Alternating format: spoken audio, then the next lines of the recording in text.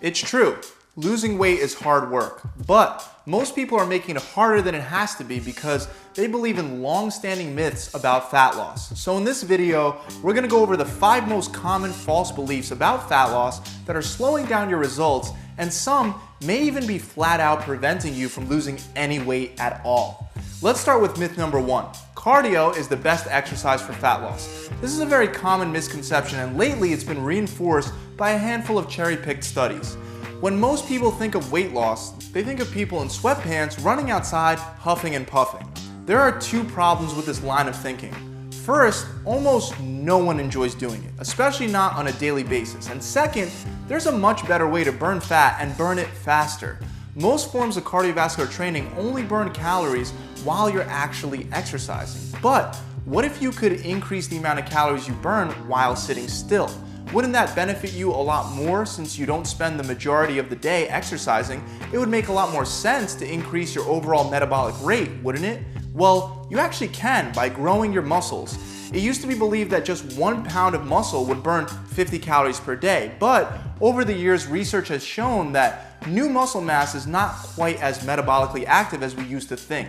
In fact, other organs in your body like your heart, your liver, and your digestive system use far more calories per pound than muscle mass does. But by performing strength training and focusing on increasing muscle mass, it still holds true that you can drastically increase your metabolism.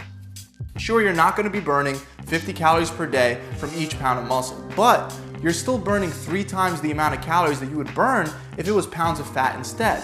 You also continue burning fat after the workout is over. On top of that, research has shown that by starting a strength training program, you can increase your metabolism by almost 8%.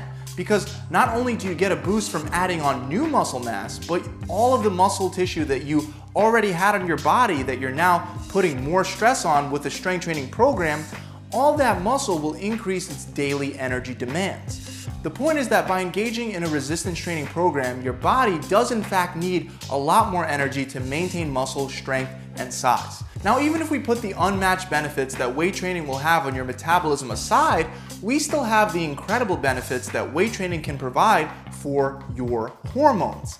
Fat burning and muscle building hormones like testosterone, hunger and appetite suppressing hormones like leptin and ghrelin, and your insulin levels are just some of the positively affected hormones that weight training will have on your body.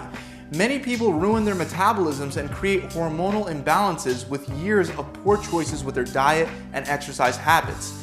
And consistent weight training is the best and one of the only ways to stop and reverse these problems. Don't get me wrong, cardio is great to help you burn some extra calories, but if you want the best aesthetic results and you have to choose, lifting weights is more important than cardio. Now, even though any kind of weight training is better than not doing it at all, you might be thinking, what exercises should you do to burn the most fat? Well, research has shown that total body exercises and exercises that involve larger numbers of larger muscle groups like squats and deadlifts, those kinds of exercises with heavy loads are the best not only for burning fat, but they're also great for building muscle mass and increasing your testosterone levels. So lift weights, build some muscle, and it won't be long before you see that you're losing fat faster than ever while also looking leaner and stronger. Cardio you can use to help burn a couple extra calories, but make sure that you're picking the best type of cardio.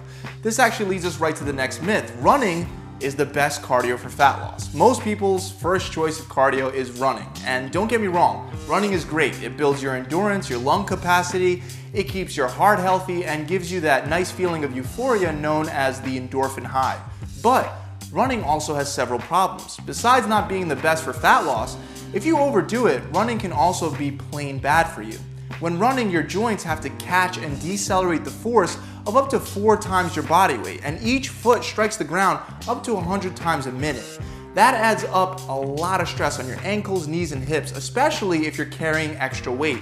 And if you want to burn a lot of calories and your primary way of doing it is through running, you're going to need to run a lot. The second problem with running is that even though it does burn an average of 100 calories per mile, the fat burning stops there. Luckily, there's another type of exercise that creates less stress on the joints and keeps you burning fat long after you're done sweating. You've most likely already heard of it before. It's known as high intensity interval training. Most HIIT sessions only last 15 to 20 minutes, but due to an effect called excess post-exercise oxygen consumption, or EPOC, it can keep you burning fat for up to 38 hours after exercise. That's a day and a half of calorie burning with no extra effort. There are many ways that you can do high-intensity interval training. My favorite way is to use weights for total body exercises in circuits in which you combine multiple exercises back to back for a timed interval. If you're doing it correctly, you'll notice that you're really winded by the time that you've reached your rest interval. By combining intervals of high-intensity work with periods of rest or low-effort work like jumping rope or slow jogging, you're essentially pushing your body to the limit multiple times per session, which will give you that fat-burning effect that you're after. Let's move on to myth number 3. Sit-ups will give you a flat stomach. Don't worry, I'm not going to spend a whole lot of time on this one. By now, we should all know that spot reduction is a myth. But there are still people out there who believe that by only doing sit-ups, they'll get a flat stomach with visible abs. Unfortunately, there are still plenty of unnecessary fitness gadgets out there that unethical people searching only for profits promote as capable of producing targeted fat-burning results. So, especially for beginners, it becomes very difficult to sort out fact from fiction and navigate around these myths. But the real truth is that cutting away the body fat that sits on top of your abs mostly happens in the kitchen. You will need to get to a low enough body fat percentage to reveal a six-pack. If your body fat percentage is too high, no amount of sit-ups will build bulky enough abs to pop out through the fat. Focus primarily on your diet and on doing compound movements that burn more fat during the workout and during the recovery process. Compound movements like squats and deadlifts, for example, those take priority over doing ab workouts. If you have additional time to consistently commit to developing your core, feel free to throw in ab-specific workouts utilizing weights to build up your ab muscles as well.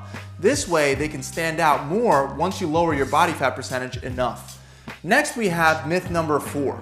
More sweat means more fat loss. It sounds so logical. If you sweat more, of course you should be burning more fat, right? I mean, it even looks like you're actually melting your fat away. However, I assure you this is not true. You sweat because your body is regulating its temperature so it doesn't overheat. You can sweat while sitting on a hot summer day, but that doesn't mean that you're burning any fat. Forcing yourself to exercise in a sauna or running on a really hot day while wearing extra clothing can burn extra calories because of a greater stress, but it won't create a large enough difference to cause you to lose any more fat than exercising normally. Exercising at higher temperatures can also be dangerous, which really makes it look even more senseless from a risk to reward standpoint. Also, I'm sure you know that if you weigh yourself multiple times per day, you'll see that your weight will fluctuate. It'll go up and down several pounds in just one day. This is due to water weight. Water weight isn't fat, it's water stored in your body, and you'll usually retain more water if you eat more salt and carbs. This is not exactly what we're after. This can give you a false sense of accomplishment because your water weight will vary depending on what you eat, how much you sweat, and for women, even the time of the month plays a very important role. That's why it's important to focus on losing fat consistently over weeks and months and not to worry too much about the small day-to-day changes. Let's move on to the final myth. Myth number 5. Eating fat makes you fat. Man, if only. I wish it was that simple. That would mean we could all just binge on anything as long as it only contained either carbs or protein. That's obviously not the case. Dietary fat actually provides many benefits for fat loss, like assisting in the production of fat-burning hormones, as well as slowing down digestion and decreasing appetite. At the end of the day, there are really only 2 things that'll make you gain fat, and they usually go hand in hand. 1 is eating more calories than you use, and 2 is creating hormonal imbalances like insulin resistance, which will lead you right back to taking in more calories than you wind up using. And in regard to insulin, it turns out healthy fats are actually the least insulinogenic of the 3 macronutrients: protein, fats, and carbs. You can also easily manage calories, insulin, as well as your other hormones just by sticking to whole, single ingredient foods. It doesn't matter as much whether the calories are coming from carbs, protein, or fats when the majority of your diet revolves around eating healthy, natural, real food. Real unprocessed food in the form of protein, carbs, and fats is naturally filling, it can be used more efficiently by the body, and it helps restore healthy hormonal function. It's been proven with research that high carb and low fat diets can both help reduce calories ultimately reducing body fat. A study involving over 600 people proved that avoiding fats or carbs was not the key to a successful diet plan. The 600 people were divided between two groups, low carb and low fat, and almost everything else remained identical. After a year, researchers found that some people in each group lost a lot of weight, others lost a little bit of weight, and some even gained weight. But both charts for weight loss in the low-fat group and low-carb group matched almost identically. This was because some people were able to stick to a low-fat diet with no problems. Others couldn't stick to it at all. The same thing happened in the low-carb group. If there's one thing that this study proves, it's definitely not that fats are worse than carbs or that carbs are worse than fats.